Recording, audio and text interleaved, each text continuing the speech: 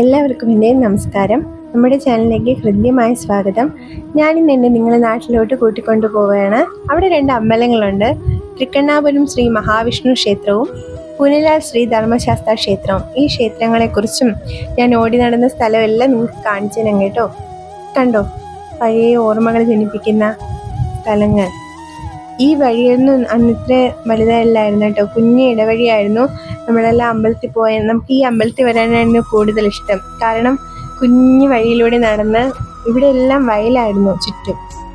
വയലെല്ലാം ചവിട്ടി വയലിൽ കൂടെയൊക്കെ നടന്ന് നിറച്ച് കാലിൽ ചേറുമായിട്ട് വീട്ടിൽ ചെന്ന് കയറും. അമ്മയുടെ നിന്ന് പൊതിരി തല്ലും കിട്ടും. ഇവിടെ എല്ലാം തെങ്ങായിരുന്നു. തെങ്ങിൽ നിറച്ച് കുരുവി, തൂക്കിടം കുരുവിയുടെ കൂടായിരുന്നു.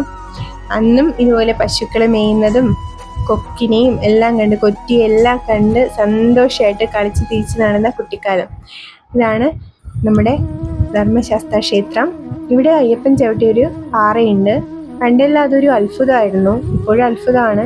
പണ്ട് ഈ പഴമക്കാർ പറഞ്ഞു കേട്ടാണ്. ഇതാണ് കേട്ടോ പാറ. ഇവിടെപ്പെട്ട പൂക്കളെല്ലാം കൊണ്ടിട്ട് നമ്മളെല്ലാം സന്തോഷിക്കുമായിരുന്നു. ഭജന നടത്തുമായിരുന്നു കേട്ടോ കുട്ടികളെല്ലാം കൂടെ. പണ്ട് ബാലഗോകുലം ഉണ്ടായിരുന്നു ഇവിടെ. ബാലഗോകുലത്തിൽ വന്ന് പാട്ട് പാടും, ഭജന ചെയ്യും, ഭഗവാനെ വിചാരിക്കും, ഒരുപാട് സന്തോഷിക്കുമായിരുന്നു.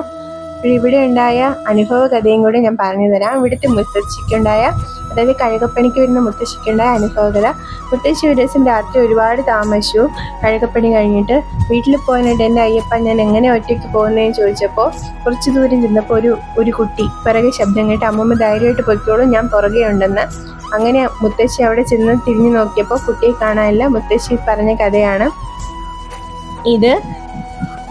മഹാവിഷ്ണു ക്ഷേത്രമാണ്. അവിടുത്തെ തൊട്ട് മുകളിലുള്ള ക്ഷേത്രമാണ് മഹാവിഷ്ണു ക്ഷേത്രം. ഇവിടെ ധന്വന്തരി മൂർത്തിയുടെ ഭാവം കൂടെയുണ്ട് കേട്ടോ ഭഗവാന്.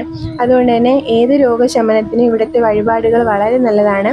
അധികം അറിയപ്പെടാതെ പോയി 2 അമ്പലങ്ങളാണ്, പക്ഷേ വിളിച്ചാൽ വെളിപ്പുറത്താണ് 2 ഭഗവാന്മാരും. ഇതിപ്പോൾ ദേവസ്വം ബോർഡിൻ്റെ കീഴിലാണ്. പണ്ട് ഇവിടെ ചുറ്റും ബ്രാഹ്മണന്മാരായിരുന്നു. ഒരു ബ്രാഹ്മണരായിരുന്നു ഇവിടെ പൂജ നടത്തിക്കൊണ്ടിരുന്നത്. ഇപ്പോൾ ഇവിടെ ദേവസ്വം ബോർഡിൻ്റെ കീഴിലാണ്. എല്ലാവരും ഒരു പ്രാവശ്യം പറ്റുമെങ്കിൽ പോകണം, എല്ലാവർക്കും ഇഷ്ടമാവും.